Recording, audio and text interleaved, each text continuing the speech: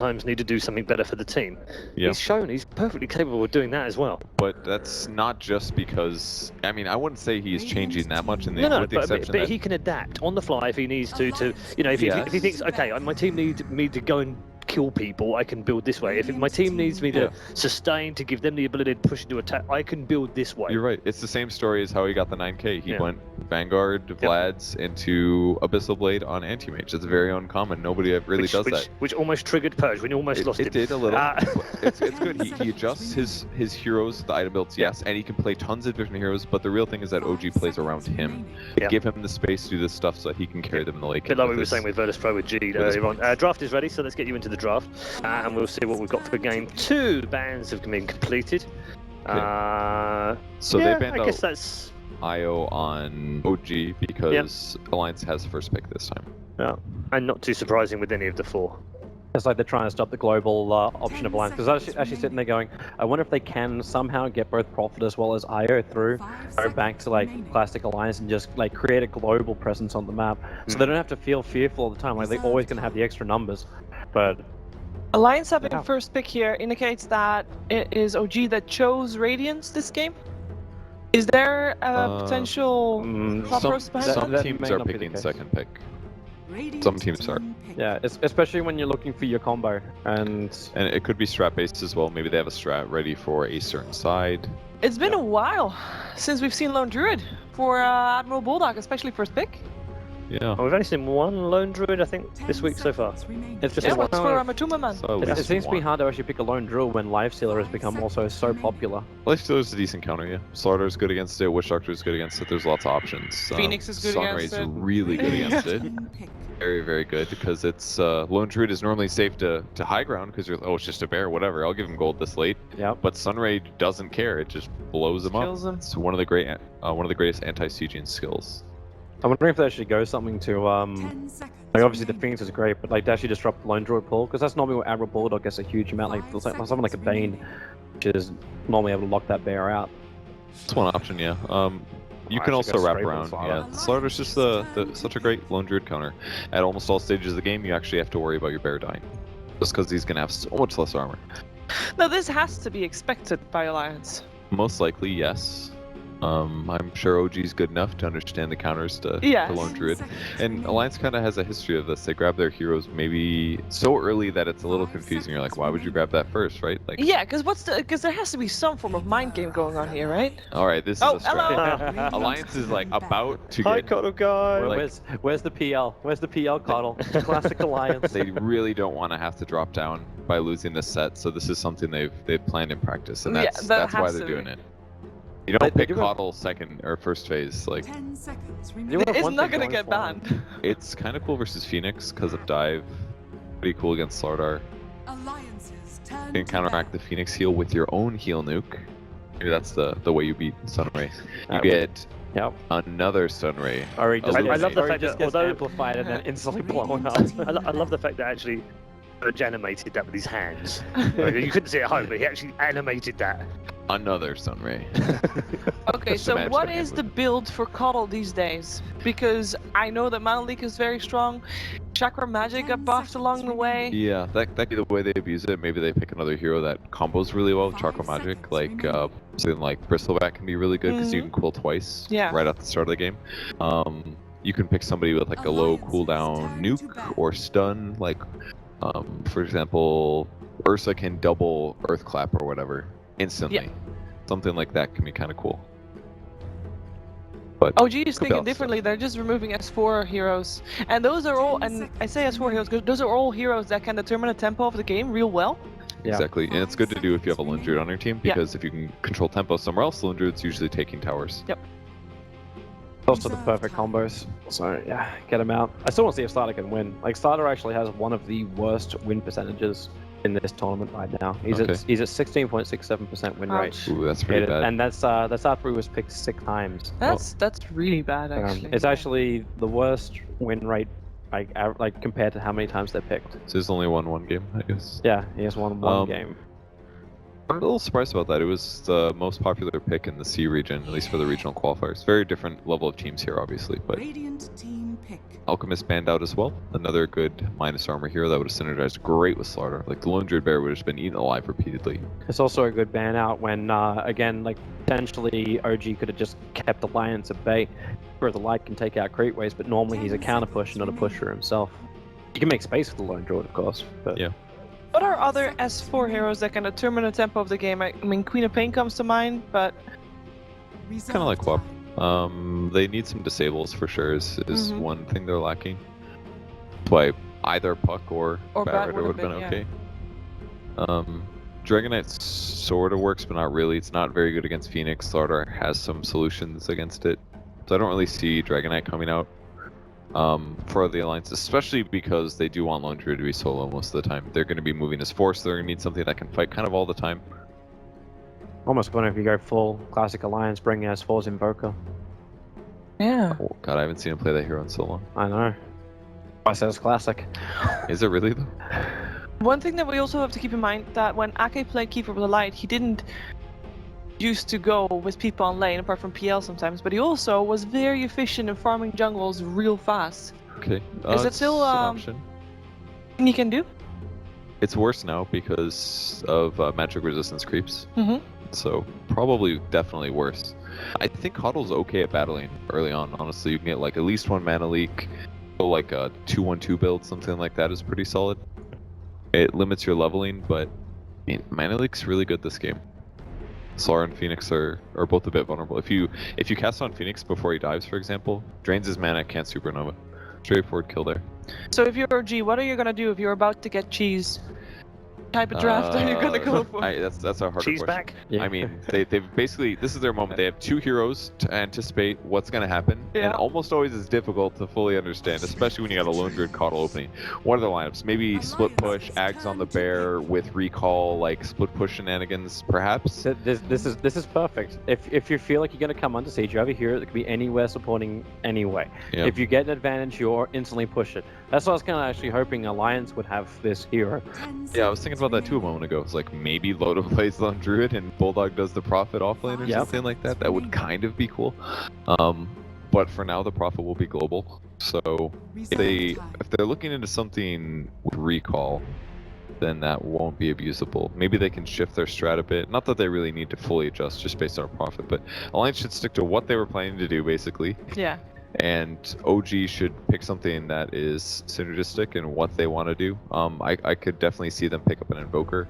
They've been doing Invoker Phoenix constantly. Slaughter on top of that, lots of right-click damage with Prophets, TPing. And I think that's pretty good against high ground push stuff, which may be what Alliance does here. Legion Commander. So, Okay. Legion Commander, where is your synergy? How do you see Chakram, Legion press the Commander attack. as a tempo controller? No, he's good at that. I mean, he sets up ganks, stuff like that. You can also remove stun from Sardar. He can also press the attack the bear to make the bear attack really fast. That's nice. So, Ooh, and if you have that in combination with Evoker? Alacrity bear? Alacrity. And the only thing you need is an Ogre to cap up your lineup. Yeah. You're right. There you go. They were one of the first teams to do that, actually. Yeah. At TI3, they picked Ogre, and it didn't go well. But it was cool to see it try. This is going to be so difficult now. Yeah, with the Tinker. Yeah. Like pushing into this is so difficult. So now like you got great counter push, you got great split push. Like an OG need like 2 global catch outs. You almost need to have something like a spec as your last one, so someone that can like catch up to the Tinker and the Prophet. Sort of. Like the Legion's a great start. Coddle can work quite well also once he gets Ags, because he'll have flying vision like Night Stalker. And that's why that's another reason why they banned Night Stalker, by the way. It looked like a totally normal ban. Fit right into their strat though, because they just got beaten by Night Stalker. Nice. How do they couple it? Well, some follow-up stun would be good. They need burst damage really bad, because when Legion duels, they don't have anything ready afterwards, unless Coddle has been super ready and has the Illuminate ready to go. Well, you still got one of the most popular heroes that's still in the pool for this tournament, and that's the Lion. So if you want burst damage, that's one way. But then you got a Lion and a Coddle support. The amount of time that Alliance is thinking about this draft, it kind of feels... Oh, it's actually happening. It kind of feels like they are... Because they started out picking everything really fast, right? And banning everything really fast. So I kind of feel like OG already picked what they wanted to go for. But buffing the bear, yeah, that's a thing. If this really is the Invoker, like... It's kind of a cool draft, honestly. Like, they just buff the bear up, the bear's gonna attack towers really fast. I'm sure they'd love to have a Beastmaster as well, but it's basically bear buff, ganks from Legion and Ogre, Caudle. If Ogre gets semi-farmed, Caudle can Proc Magic him and he can double stun with Unrefined. That's going to be potentially really strong. But once BKBs come out, I just feel like Alliance's draft is going to fall flat. This looks like a cool theory crafted team, but and we haven't seen the last pick, but Caudle Ogre, like, they don't have good team fight at all. I feel like OG is going to run them over in that way. VS is the final ban. Well, that would have been OG's hero. Okay. Yeah. They can swap whoever's dueled. Would have been a really good counter to. They don't really have a safe. You could always. Okay. All right. This is another way to do it. With Chakra Magic on Caudle, it's gonna give. And this is the other piece we're missing. Caudle didn't synergize with any of the lineup really, but now it's quite good. Storm Spirit can TP to lane, counter push, recall him back. You can give him mana. A jump and chase that's not reliant on items actually being on your heroes. Yeah, so he counters Tinker, and he counters Nature's Prophet, and if he gets an Orchid, he's good against Phoenix. He's a little even against Slardar. I like Slardar versus Storm, but this is a good pick with Legion backing that up. The Earth Spirit's gonna offset it a little bit, but Legion should cover a lot of the disables coming out of OG. This is like one of the first games we haven't seen Lion banned or picked. Yeah. I want to believe. I know you're gonna ask, but I want to believe. I want Alfredo, to also, but you got this. Alliance all the way. Yep. Alliance all the way. The Ogre was called. I'm presuming you're on the Ogre train? You know, I was all for Alliance to try and dictate the pace of the game and actually have a win scenario. In this one, if the Storm Spirit can actually get some momentum, then I'll believe in Alliance. But at the moment, I swing more the way of OG. I actually feel like their draft is a lot easier to execute and has a lot less variables. Yeah, it's a bit more of a standard draft, isn't it? I love the smirk on what we're Purge's used face. to, but Yeah. you can't be pleased that Alliance have been ballsy here, to say the least. I'm excited about their draft. I just think it's one of those I love to watch, but it's not. It's so like theory crafted that it's They've not maybe convinced you, have they? impractical. They've I not like the OG convinced you. draft better just because it looks so much safer. It's all Okay. stuff they play. It's stuff that's truly in the meta. Can they make Ogre work, for example, with Legion Okay. Commander and Caudle? That's like Oh, three is that heroes why that are it's working? iffy. Because you actually have to agree with me. Yeah, that was Yeah, really well, that's upset about harsh that. as well. Okay, we've got I'll be consternation on the panel right now. They're in dispute. We'll leave them to dispute a little bit more as we head over to our Capitalist and Blitz commentary team. I mean, at this point in time, teams are just making it, like, they're lowballing it, you know? I don't know how Storm Spirits just keep on popping up whenever we cast together, but Alliance have drafted one. They also have a Legion Commander safe lane. Some interesting stuff from the Alliance team, but do you kind of agree with Purge that it just looks like OG's lineup is just easier to execute, and you kind of want to back that just because of that? Yeah, at the same time, I do agree that OG's lineup is pretty easy to execute. Like, their goals to victory a lot clearer, but I think that's mainly just because we never see heroes like Caudle and Ogre into the game, especially Legion Commander. Like, Alliance have a draft that hasn't really been in vogue ever, really. This just seems like a weird combination of heroes, but I've long since stopped doubting S4. Like, this guy just does whatever he wants and wins. Of course, you're going to ask me how Storm stacks up against that lineup. The one thing I should answer. The Tinker mid matchup. I want to know at least how the laning phase goes. Oh, maybe they actually just do Storm safe lane. Yeah, it is going to be Storm safe lane. Okay. They're going to allow Lone Druid to go one-on-one against the Tinker. I think that's fine. Yeah, Although sounds all right. Miracle just got Bounty Rune and just ate the ward. In this game overall, though, I think Storm goes pretty ham. Not too much lockdown. I did like the Earth Spirit response from OG. Yeah. It helped out significantly, and it would have put like a lot more pressure on the Storm Spirit mid very early on, but this is in part why Alliance are running the Lone Druid mid. The combination of nukes that Tinker is able to apply, right, and ganking power of the Earth Spirit makes this mid lane more of the hard lane than anything else. I sort of think Storm against Tinker, one of the easiest ways to deal with Tinker in general. And I think the item build for S4, depending on how the game goes, is most likely Bloodstone into Orchid into BKB, or maybe even decide to go for the BKB second, depending on the flow of the game. Like, if he's just getting crushed, then he's probably going to grab the BKB second, but... EGM, you're so mean. Look at him. He goes behind the tier 1 tower and actually gets a deny on the range creep, doing everything in his power. But yeah, we're going to see Legion Commander go down. Just a bit too far forward. Good rotation, though. Also, I really like the way that OG are utilizing No-Tail. I think before, by giving him the traditional 1 or 2 position, he wasn't really properly utilized, but giving him more the utility kind of role, where he can do it all, play the vision game for his team, and kind of play him sort of like the offlane role in some ways. Yeah, he's kind of like, the 3 position, and Moon kind of steps into like a 2 kind of initiating sort of role where he's very disruptive and stuff in team fights. And Miracle, of course, we've long talked about, he is, always the carry on OG. This is going to be a matchup, though, Bulldog mid is going to feel really comfortable with. I know this guy plays this hero in pretty much any lane. The sheer amount of games that he has with this hero also lends itself to being a comfort pick for Alliance. That being said, Admiral Bulldog did seem to have an off game earlier. We talked about in between the game how he's supposed to be like this really good 1v1 player, but did kind of lose that lane, and now he's going to be feeling a lot of pressure as the Earth Spirit successfully gets the roll in and allows Miracle to be able to clean up the kills. So not just a 1v1 matchup, that's for sure. OG continuing to try and keep him out of the game as much as possible. Yeah, and already OG are putting a lot of pressure on the lanes, which I think is really good for them to do. You want to make it so that the Storm has to do everything to beat you. And in a game where Storm is significantly behind, of course, they have a much tougher time. Laning phase-wise, advantage so far for OG. Mm-hmm. Right now, purely off of rotations, right? Alliance, the idea of this was supposed to be that they would have just really successful, like a 2-1-2 kind of scenario. But the Earth Spirit last pick opened things up a whole lot more for OG. You can't really get a better 4 position to kind of take advantage of the mid lane not having any rotating heroes of their own. I think they just assumed that Loda would have an easier time up at bottom, but that Sunray is so much damage. Loda still actually doesn't have level of press the attack, which I would assume is part of the idea behind Loda being able to be here in this bottom lane, because he can spam it out so much with the help of Ake's Chakra Magic. The cool thing about Alliance's lineup, though, is they have a lot of different ways to pump up heroes for free. They've got Press the Attack, they've obviously got Ogre.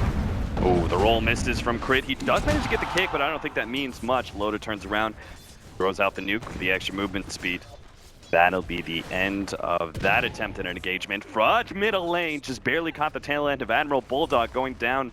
Heat-seeking missile. Miracle takes the small advantage that Crit was able to afford him with the gank early on, and now pushes that for so much more with the maxed out nukes build against that squishy Admiral Bulldog lone druid pre-level 6. And even with the rotation from the Earth Spirit mid, you almost never want to be in a position where you're solo dying. We talked about it in the last game, and it just feels like Bulldog has been struggling in these last 2 games.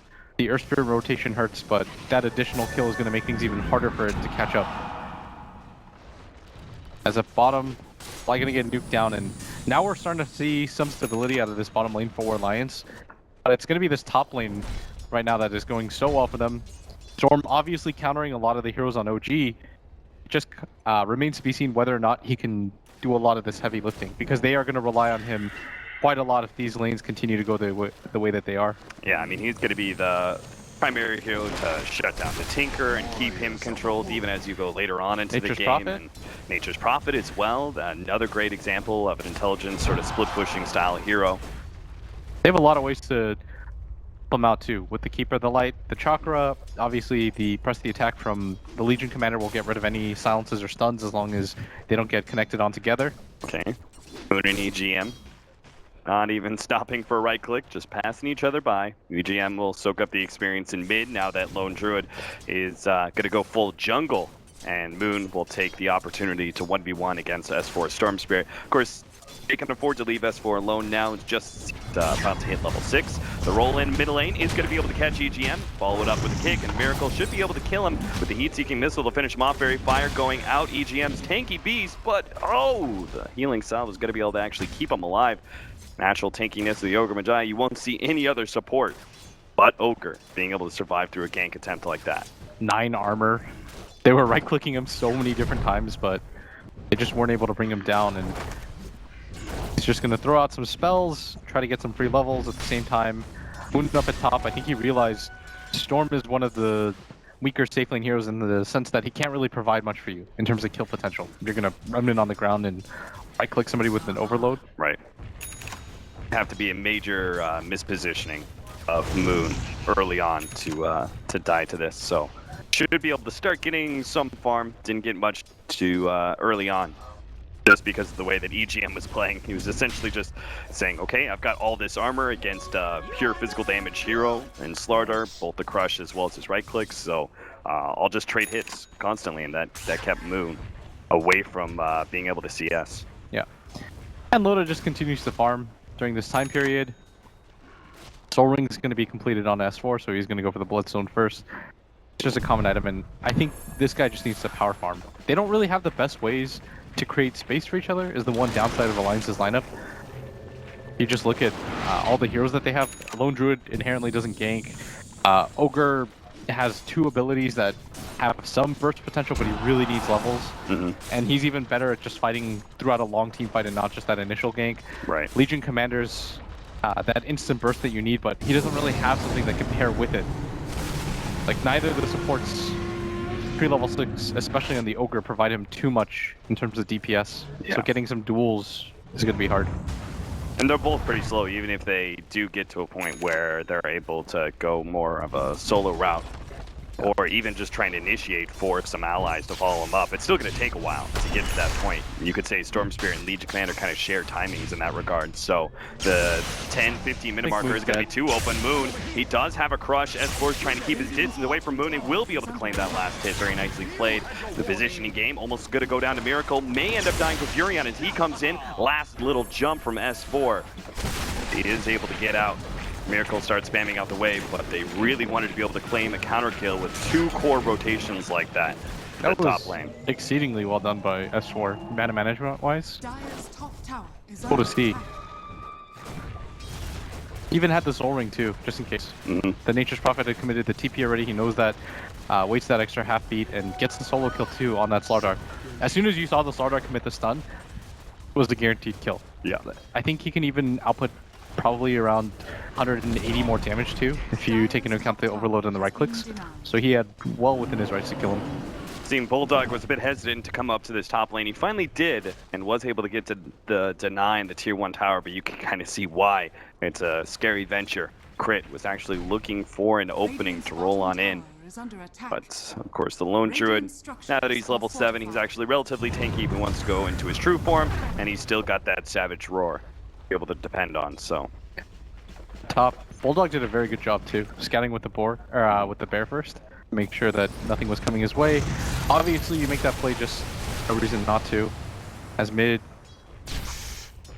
not really having a lot of kill potentials. S4 is just going to continue to farm, and that's what Alliance's lineup is currently revolving around. They don't really have the best ways to create space for each other, as all 3 of their cores are sort of greedy, so just farm. Okay, I love his positioning here, being able to get the really aggressive ward on the cliff relatively early on, and farming up the neutrals, which actually denies Miracle a decent amount of farm. He's probably expecting a lot more from that March of the Machines. That must have been really confusing. Yeah. That is a medium camp that I got 0 gold from. And at bottom, Alliance are doing a really good job of avoiding all fights. And what's inevitably going to happen is I think OG is going to feel like they have to make something happen, but pre-Blink Dagger on that Slardar, it's going to be difficult. And that comes down to S4 being able to get that kill, keeping the Slardar Blink at bay. Might just be long enough for Alliance to be the ones who really take control of the tempo first. We'll see, as the Armlet is going to be coming in soon for Loda. S4, his farm is obviously quite good, 4,200 net worth right now, just shy of the Tinker's 4,500. This is a very good Storm game so far, and this is what we surmised too coming into this draft, right? That's part of the reason why they picked Storm is because you almost counter 2 of the cores already on the side of OG, maybe even 3. As Storm isn't too bad against Slardar either. You don't mind Slardar. If you can survive the initial stun with press the attack, or if anybody grabs his Force Staff. Time for Miracle to secure this tier 1, spamming out March of the Machines, maybe heat-seeking missile or 2. Alliance are going to be in a tough position to deal with this. They don't have the initiation, and they're not even going to really bother. They're just going to allow Ake to Luminate Blast a couple of times, do something there, but otherwise, as you said before, the name of the game for Alliance is just farming. Stick at the bottom lane with Floda. Admiral Bulldog not showing himself at the top, probably because he thinks there's a little bit too dangerous with so many heroes off map, so instead he's doing some jungling, but it doesn't really seem like they're going to contest. They are setting up with S4 here. They've even brought it back, and he's going to get the last hit. Okay, Alliance 2 for 2 on Denies when it comes to the towers. Still, Alliance is making the correct move here. Just try to delay things with Aki as much as you can with the Keep of the Light pick, which I think was the general idea here, and continue to just allow your cores to farm. You know that a Midas Lone Druid is not going to offer you much in the way of fighting. Stormspirit does not want to fight in a game like this, Cap. He wants to avoid farm. Legion Commander going Armlet first is kind of in a similar situation too. So OG essentially knowing that they can't quite like fully force fights without the Blink Dagger on the Slaughter are still trying to choke out Alliance, knowing that they're spending such a large time farming. That's where the tier 1 tower push at both top and middle comes from, trying to isolate Alliance's map control a little bit more. This passive gaming... You gotta get a little bit more, right? Yeah. I agree with that, but the issue with OG's lineup is they only have one hero that can reasonably push on their side, which is the Nature's Prophet. The rest of the heroes are sort of sit back and let things happen. Oh, Fly, careful there. We'll be able to get the Icarus dive away. They're so tanky. Notice the Alliance's lineup. They just continue to farm throughout everything, and now they're winning in net worth. They're just dominating right now in XP, up 3,000 as a result of everything. And No-Tail's gonna run into S4 here, but it'll just be one of those bumping into each other. Yeah, it's not really like there's, oh, who's going to get killed, what? It's more of how many neutral creep camps can you take as S4 before the rotation comes in from OG. That's the real victory at hand here. Yeah, and S4 is even going to drop the Remnant on the ground. It's a very common play from Storms. You want to stay here and not get zoned out just because he has a lot of mana to work with again. At bottom, S4 knows that the solo Slardar, but it is scary to make that rotation on top of him. Yeah. He's going to try get some damage out now, and if he successfully dodges in a crush, maybe he can continue to force it, but Moon doesn't blow it. He had the backup, the Furion attempting a TP as well. No-Tail actually going for a Blade Mail build here. Nature's Prophet, this is more of an active, like early combative build on the Nature's Prophet. Despite the game slowing down, is that the right idea for a Furion in this game? Not entirely sure. I think part of the reason why he got it is because it is okay against the Storm. It makes it so that he can never jump on you. But OG just... At the same time, you're not able to out-greed Alliance, or at least play the greed game with this Furion if you had, say, a different build like Midas. Yeah. Because right now, that's what's happening. Alliance are avoiding all fights. They're sticking their Keeper of the Light into all these engagements, making sure that it's not easy for OG to push because they have one pushing hero. They don't really have... OG also don't have the best heroes to punish pre-Blink Dagger Slardar. So all Alliance is doing right now is they're taking advantage of it. They're outmaneuvering them around the map. They're farming with all of their cores, and most importantly, because Admiral Bulldog has this Midas, he just continues to scale ahead. So even though the score looks 3-1 and OG took that early engagement lead, it's just Alliance playing really passively, and they're playing this really frustrating style of Dota for OG to match. So in other words, guys, just take like half of the analysis that we said for last game about OG and just replace it with Alliance. Same kind of like very defensive style, playing more of the farming and knowing that the timing's going to be coming up. They actually find a pick here on No-Tail. The Blade Mail is to protect him here as they already got the jump up, or maybe actually, just the perfect time, the Sunray. Always the offset of both healing and damage being done to the enemy. Allows the fight to go in the favor of OG, or at least keeps the Furion alive. Yeah. Ake barely missed on that Illuminate right there. Just clipped the bottom of the screen. Wasn't able to grab him with him. It's going to allow him to survive, but Blink Dagger now completed on Miracle. He is incredibly farmed. The rest of his team not doing as hot, but he is playing really aggressively with how far he's pushing up. As a result, he's doing quite well in experience and net worth. This got to be the most boring game for heroes like Phoenix and Ogre. Because like there's like so many heroes farming. I mean, Crit at least had a fun laning phase, you know. He had opportunities to do things. Yeah, you tell him that after this game.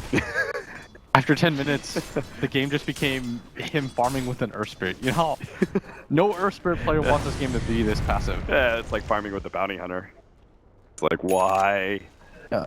But that's the nature of this game right now. We'll have things ramp up pretty quickly though, right? Because now we have very key item for OG when it comes to the Slardar Blink Dagger. We have the Bloodstone about to be up for S4. He's getting there, and that'll obviously be kind of a timing where you want to try and get some kills. And sure enough, Moon, there it is. The first kill that we've seen in a long time. Looks like EGM is going to be the victim of the Moon Blink Dagger reveal. Not the best target that you wanted to try to kill on the Blink Dagger reveal, but still, anything to get the game rolling and just kind of spice things up for your team. Now you see 4-1, you're going to feel a little bit better about how the game is going, but OG are wising up to the fact that they have to push the pace. Once the Storm gets Bloodstone, maybe he just keeps dodging. That's... No, we almost went 10 minutes without a kill. It's quite the passive laning phase that both of these two teams have chosen to adopt with this draft. I don't think OG wanted to do this. Yeah, that's true. Like, they wanted to push the pace of the game with their lineup. They just don't really have the hero spirit, especially against the Light, who just spams out waves. You've got a Bulldog who's incredibly hard to kill. OG have to overcommit to kill this hero, and forget about even killing Storm.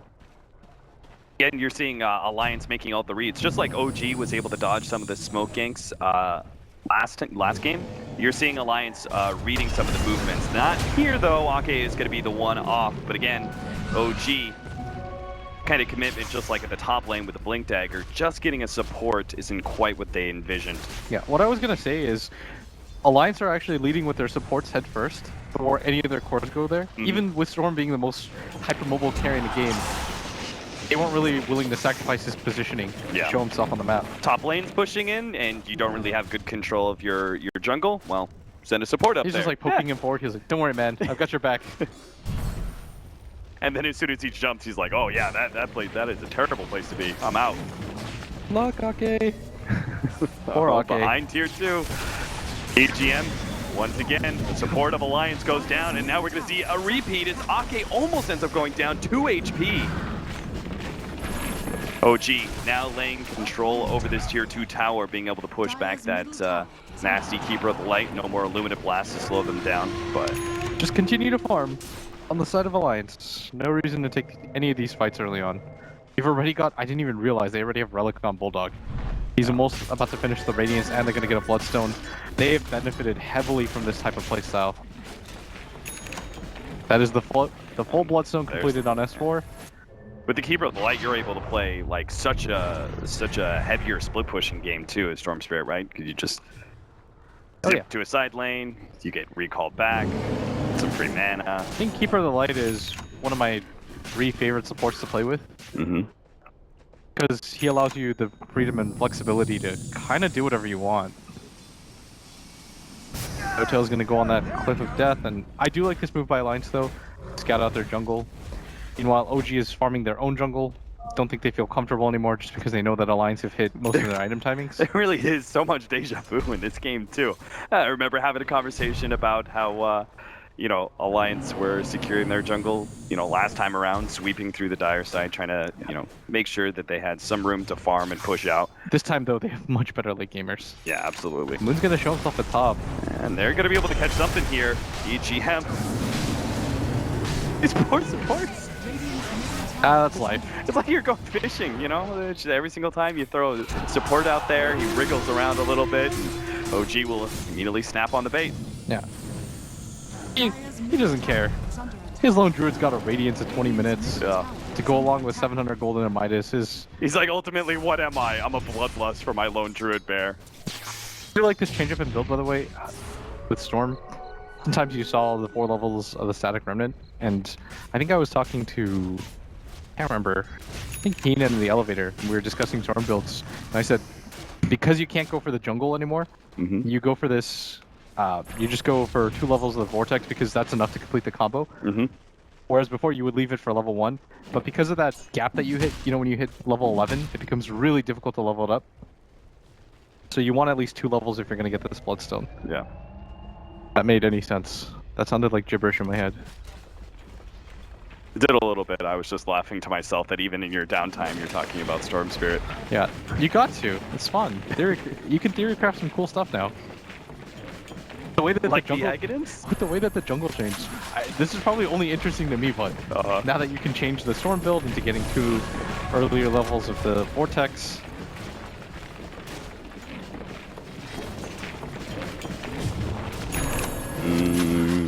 Spamming away, hoping to be able to take the tier 1. I mean, this is about the time you start thinking about Roshan, right? OG, they've had a hard time being able to wrestle control of the tempo of this game away from Alliance, but if you can, with this Slardar, claim yourself an Aegis, maybe you can force fights and take objectives with a little bit more confidence. Sorry, it was hard to hear you over Miracle just spamming out March of the Machines with a regen rune.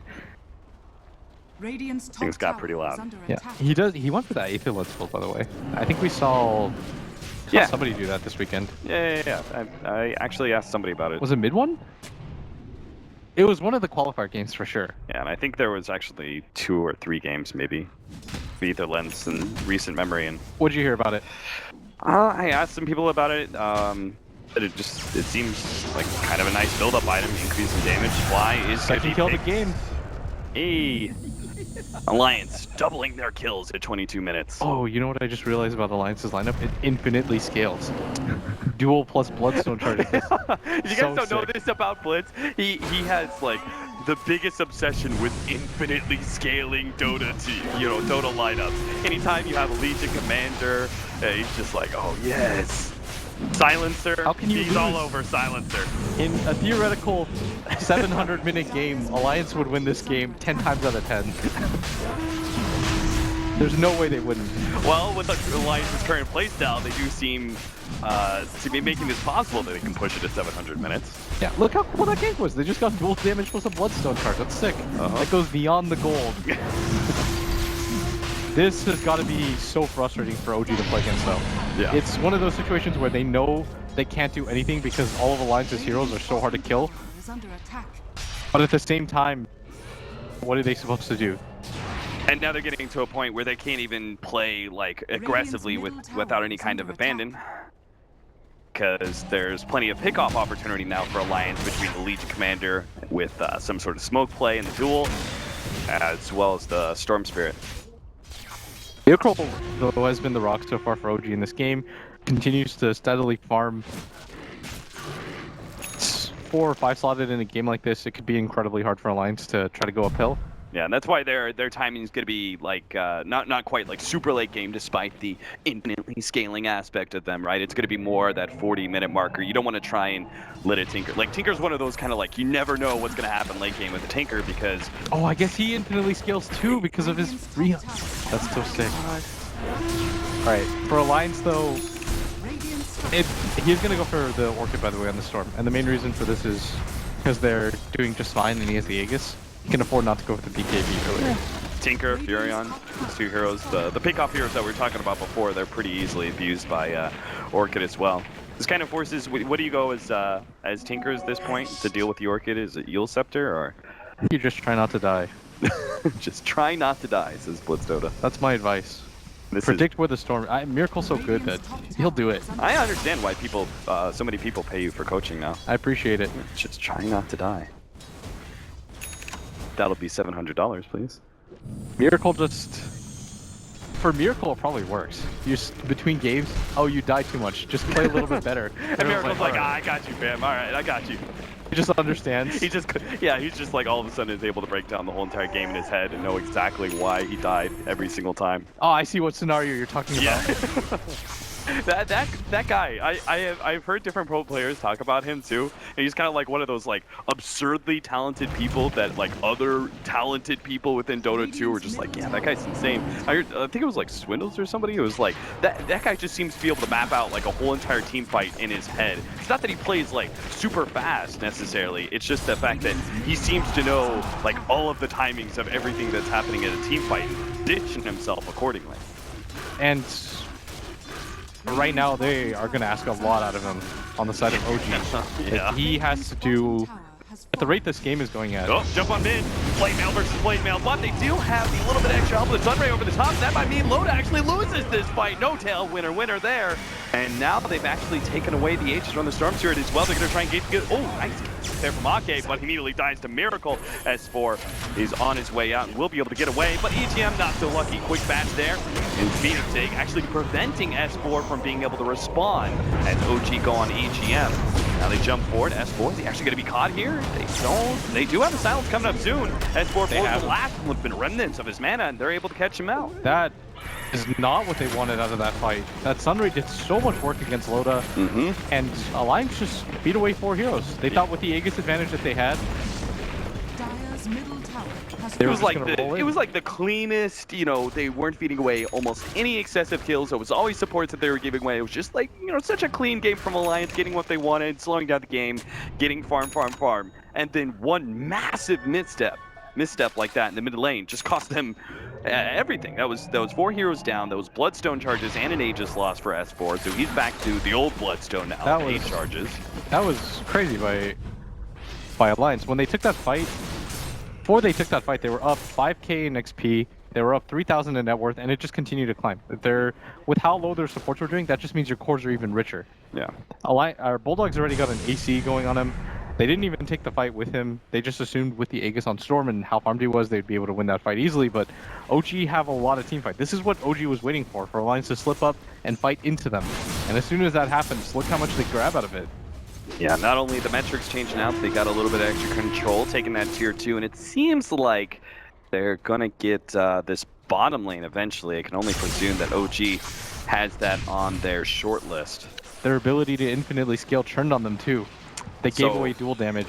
We gotta talk about it. Oh, top. No. No2's got a Hex. Jesus, that is so early too. S4 is still silenced up. Now they have the Sunray. He's actually going to go down again. Ake's up next, and EGM just has to clap his hand 3 times and teleport back home, which he'll do so successfully.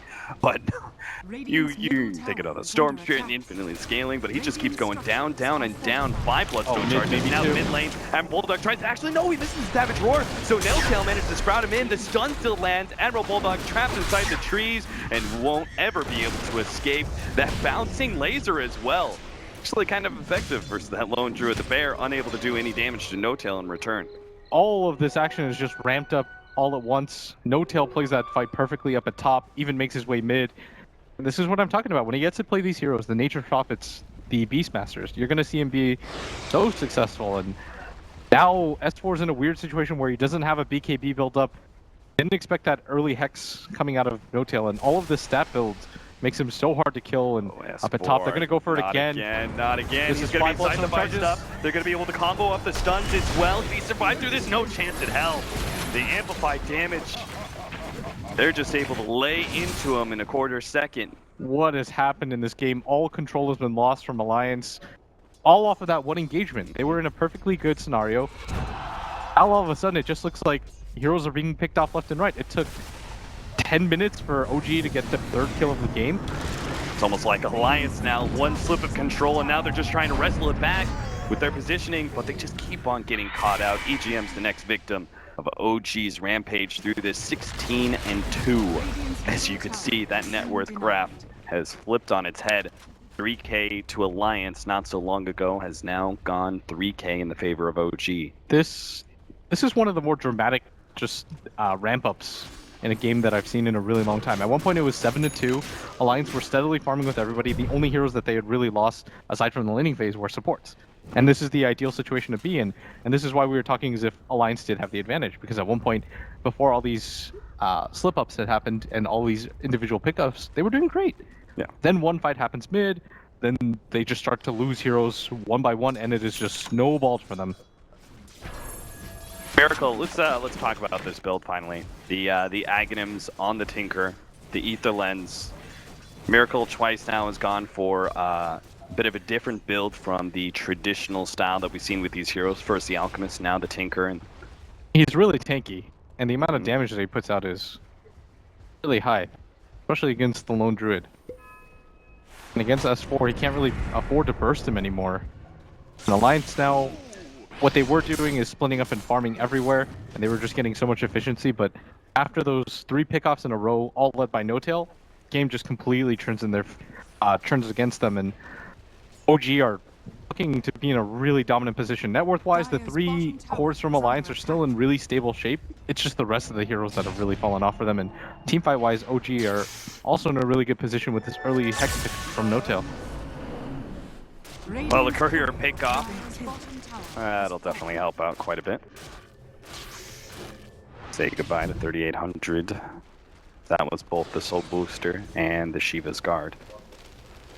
There's a Blink Dagger and gem picked up, by the way, by Crit. Just understanding that they have finally gotten a lot of map control. I'm going to try to parlay that into just looking for more individual pickoffs and keeping Alliance on their toes. Just the right idea at this point. Yeah, again, if they can kind of see S4 coming and limit any potential comeback by him and getting hero pickoffs, they're going to be pretty happy. You could see the way that Crit's already lining up behind No-Tail just in case there is an attempt to go. But I'm pretty sure S4 can't even kill him. Oh, this is going to be the Orchid versus Scythe of Ice. If you look at Bulldog's build too, this is going to be an Aghanims Lone Druid. Not something that I've personally seen in a pro game. I mean, that's all the more feeding into the split push. The Alliance was searching for it earlier, but a gank on the Spirit Bear. And holy cow, man, Slaughter is so good versus the Lone Druid. That cost them nothing too. The Hex is going to be off of cooldown in 10 seconds. The Sunray plus the amp damage come so quickly up at top. Yeah, OG keeping up the tempo. They want to actually go for more here, and they're actually going to run in right into No Loda. No-Tail is going to go for the duel here and might be able to win it too, as Crit is trying to help out with the damage. Unfortunately, they're both bounced up now thanks to the Orchid. The Sunray just comes in a little bit too late to help out the allies, but does manage to get the kill on both, as the silence lasts long enough for Miracle to be able to come in with the heavy nukes, and they're going to get another one here potentially. Oh, Moon missing out on that stun. Okay, still has all the vision on him, and I'm presuming the Dinker is going to be able to come in with the extra bit of damage to finish him off. One more rearm, blink forward, and a heat-seeking missile. Laser, just to make sure. Double kill on Miracle. Just continues to get more and more farmed, and we talked about it beforehand. When we thought he was going to have issues against that Blade Mail Armlet Blink Dagger Legion Commander and that Orchid with Storm, we gave him the best advice: just don't die. You listened? Yeah, he hasn't died once. 7-0-6. What a player. Now Alliance. 3 Bloodstone charges on that Storm. Between the Ags, the Storm Spirit having nothing, really. I mean, he's so few Bloodstone charges for this late into the game. And then, you know, Loda hasn't really progressed that much either, as he hasn't gotten those dual damage that really allow him to ramp up. Getting kind of close to the time, isn't it, for OG to start taking some more objectives and locking down this map even further? I think they're still feeling comfortable with the amount of map control that they have, just because of their ability to get anywhere instantly. They've got Tinker and Nature's Prophet that have that instant TP. You've got hyper-mobile heroes like this Slardar and this Earth Spirit that can actually follow them around. There often aren't a lot of heroes that can do that, but with the Sprint and the Blink Daggers that they both have, really easy for them to keep up when it comes to the speed at which they're playing. Obviously, the Hex Nature's Prophet has been so successful for them, and with the amount of HP that he's built up for him, with grabbing all these side stat items, with the Blade Mail and the drums, hard for Alliance to pick off anybody cleanly, but they're going to go for this Roshan maybe, try to get something started, because they know map control just isn't in their favor, and straight up pushes aren't either, but already No-Tail, he already has that Treant inside. This is just good predictive play. But maybe they'll sneak by. They're pinging like they want it. Gonna try and go back in. Yeah, I think they realize their situation has become really desperate after all these pickoffs. Oh man. They're gonna need S4 to get this Aegis and somehow be able to be a part of a ton of fights. Step 1, claimed by Alliance, but now step 2, the team fight. OG may actually still try and force this one. They've got really good positioning. They're going to be able to pop one immediately. Ake ends up going down. Admiral Bulldog keeping into that tier 2, but unable to help out his ally. And a BKB charge used by Loda. Alliance now on full retreat. They're looking for EGM, but barely managed to get out as... Well, they get a Spirit Bear. That's practically a hero anyway. Do you see how quickly that thing dies? Yeah. Like, OG are not even afraid. That is a 20k net worth bear that just instantly goes down. Sunray, amplify damage. They actually have so many good things versus the bear. Yeah. Even Laser, like when it comes to the actual fights itself, Laser is going to be really effective because you just won't have that kind of immunity on a Spirit Bear. 4-20 is the scoreline as Alliance being beaten back into their base, even with the Aegis available on Storm, not really looking to fight as there are so many marches down and Light waiting for any opportunity to get that egg off. He has a Lincoln's completed on that Phoenix, making it even harder for Storm to do anything. And Ake's dead again. Looks like it anyway. I don't think his team can help him out. EGM, unfortunately, doesn't have anything to help out his ally. I was looking for maybe like a 4-staff or something, but he's actually going the pipe route for this game. Go Bear, go! Spirit Bear runs into No Tail. Quick jump back to Admiral Bulldog. I don't think he wants to give it up. Yeah. He understands how quickly it goes down and quickly it has gone down so frequently. Yeah, it's got a 50-second cooldown, so can't afford to lose this one.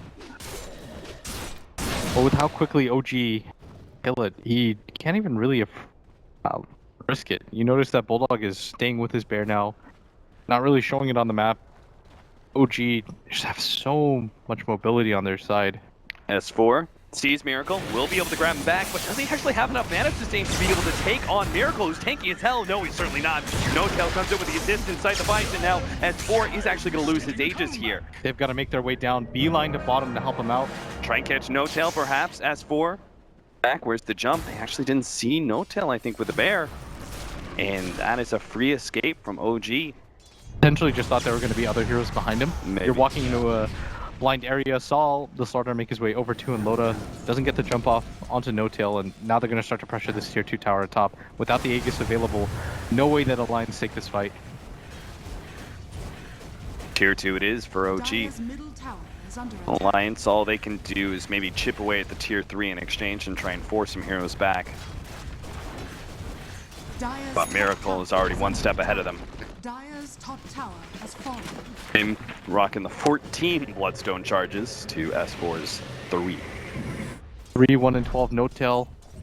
So far, maybe the man of the match for me. He's created so much space for his team. Leading in with that early Hex completely ruined Alliance's game plan once he grabbed that. It made it so that Storm could no longer go for these safe pickoffs. S4 finally does have that BKB. And this first 10-second charge on this hero is going to mean so much to them. They really need to win this fight, but all of these heroes picking up Lincoln Spheres on the side of OG. Storm's just not going to do anything. Yeah, there's a Shiva's Guard too on this Tinker, and armor is so good against Storm. But to slow down his attack speed as well, right? Yeah, that is the most annoying thing because you think about it, Overload is his main way to get damage out. He needs to rely on his auto attack speed. This is why you almost always grab Orchid even as a second item. Right. Even if Hex would be better just for the initiation. It's so that you can keep up the amount of DPS that you can get out. Shiva's is so good against him. Yeah, smoke time. OG have just pushed out the mid lane. They kind of chipped away at it real quickly, and it's going to press forward. Got some pretty good vision, but I think they like to get even more wards. Oh, they see Bulldog. This is... It's just going to be the Spirit Bear pushing forward. They're just going to have another one, so... Still, 300 gold. It's 300 gold. Oh. They miscoordinated on that. Mm-hmm. Had to allow Moon to actually lead that fight. Nice reaction, though, by Bulldog. Getting the bear back. Yeah, that was odd, though. They showed the TP, and that kind of tipped him off. MKB no longer having to worry about the laser, so finally Alliance have some sort of guaranteed damage. That Aghanim's laser was just going to destroy them in team fights, so he's going to get a little something. BKB activated just in time. Good reactions here from Loda, but it costs him a charge, and he has to head back to base. OG gathered up in full force. They're going to send Moon forward with the Lincolns.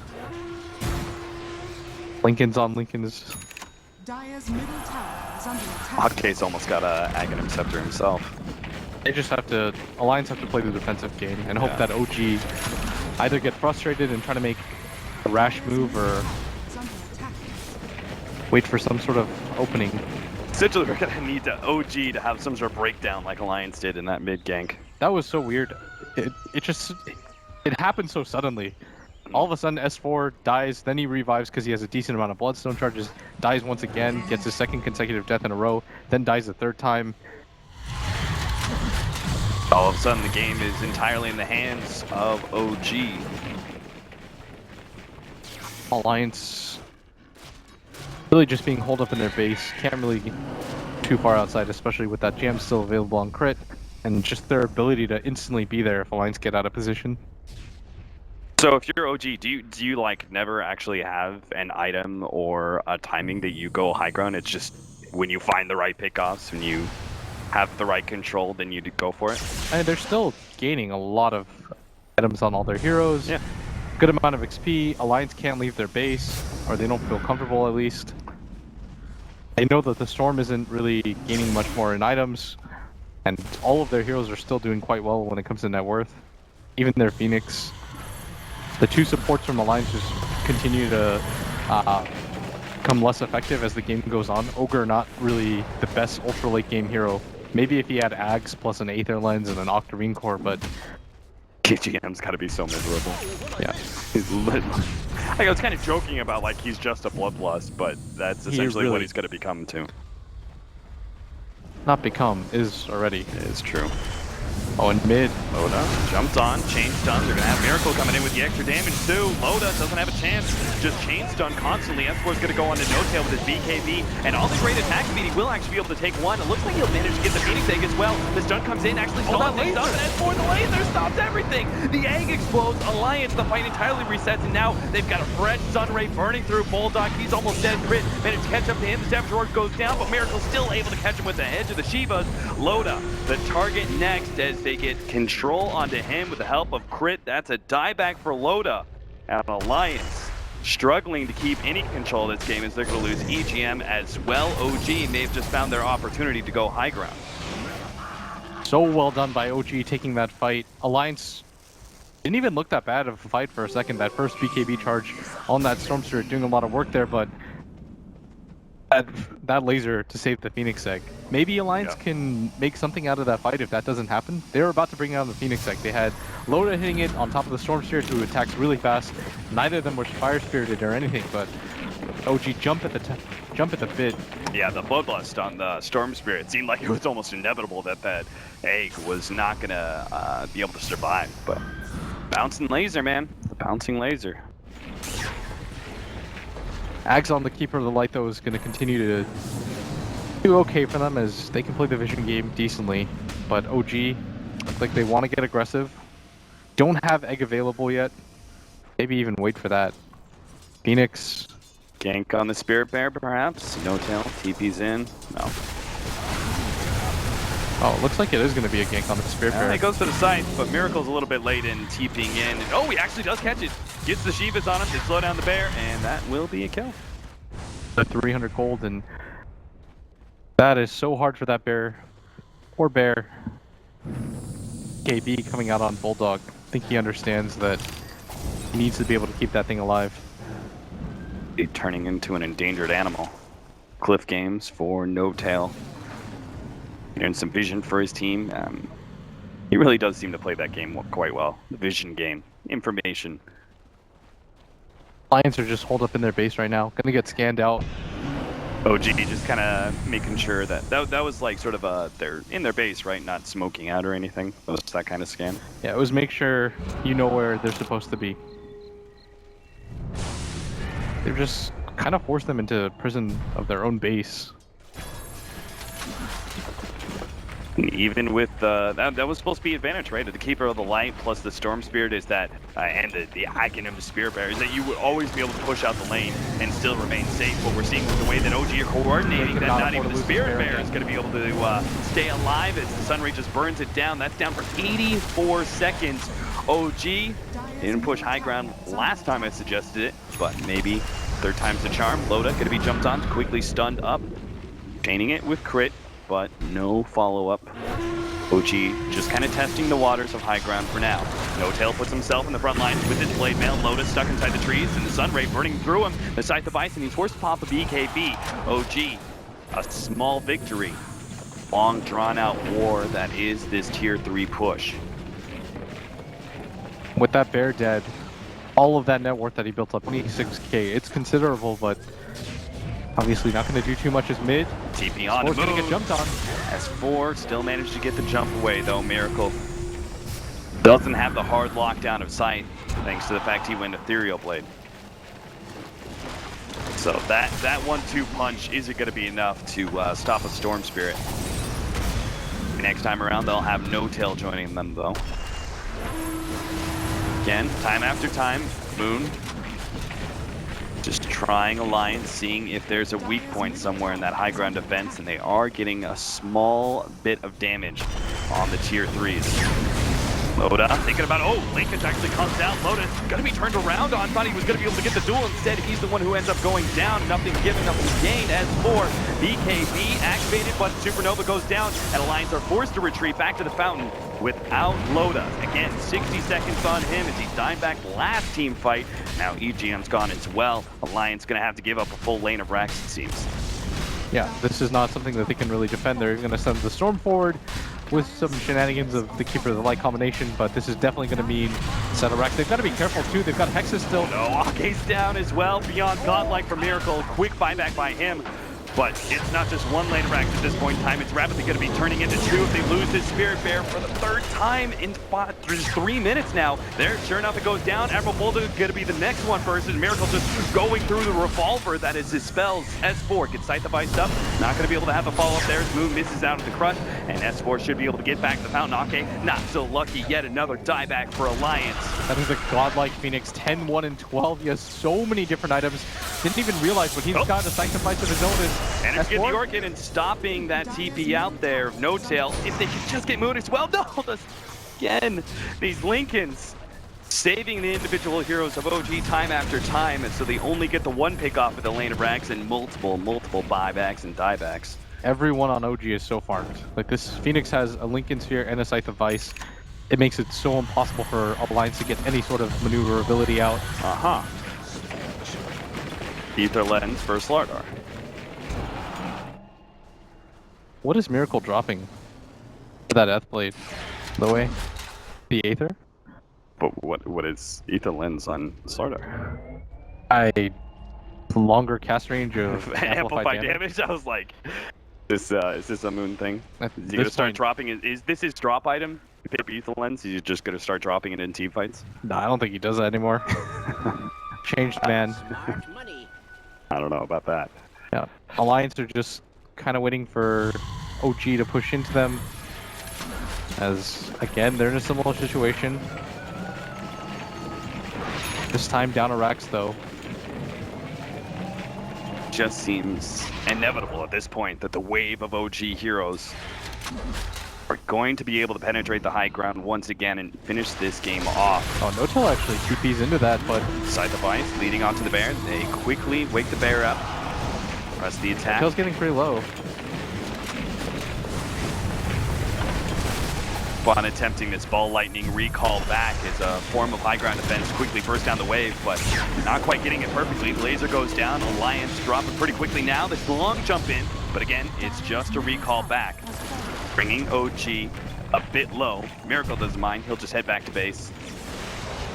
BRB, he says. Jump in from the Storm Spirit again, getting some damage onto No Tail. Waiting for that heal up. Frantically trying to bottle. Maybe he can actually get a finishing blow on somebody, but fun with these global heroes.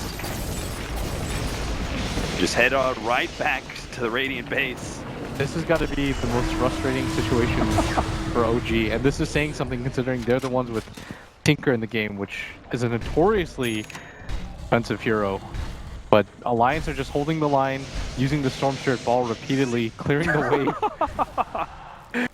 Okay, if they could actually start getting this timing like perfected, that mid-creep wave's never actually going to be able to breach the high ground. They just have to deal with the side lanes at this point. OG, they're like, fine, enough with your shenanigans.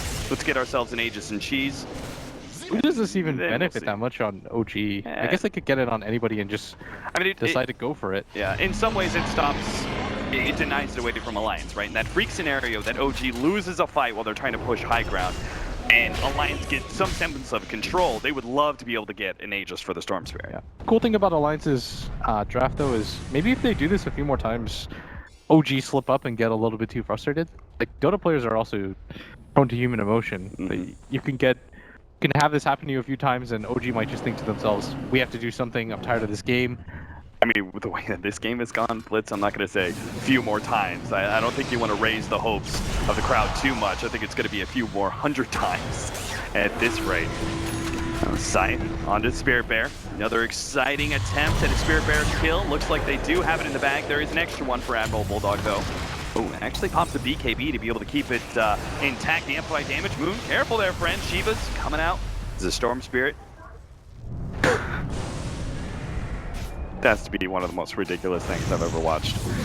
No Tail's gonna try and go high ground anyway with the help of Miracle. Moon jumps in, manages to get the stun on the EGM. Next round, a Storm Spirit bursting down the creep wave, getting some chip damage on the rest of OG.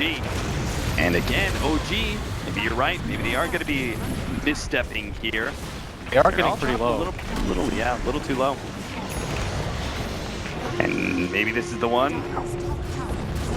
Hey, maybe they can actually get a jump here. Moon gonna be rooted up, managed to get the stun. Okay, never mind. His Spirit Bear's gonna go down again. Laser goes out. Alliance now have to back out. They're all too low. Miracle's gonna be able to come in big time and maybe clean up multiple kills, or at least force out the BKB. Loda now she's just getting a right click by No-Tail. Nice hit there from the blinding light, but it's not enough to be able to save Loda. S4 destroyed, gets Scythe the Vice up right underneath the burning sun, and OG take full control of the mid lane. S4 time and time again, trying to jump in, trying to disrupt the OG push high ground, but it's just not happening. OG, they played it safe, they played it conservative, and they built themselves enough of an advantage that they will not be pushed back. And it ends not with a bang, but a whipper for Alliance. Gives him a smiley face. That's so sadistic. That was very sadistic. Just like, good game. Smiley face. I mean, it was the same treatment by both teams. That was the ridiculousness of it. The first 25 minutes of the game, it was like Alliance doing this kind of like dance around, like, haha, we're farming, you're not actually doing anything. And the game was just crawling at a snail's speed. But then OG got the control, right?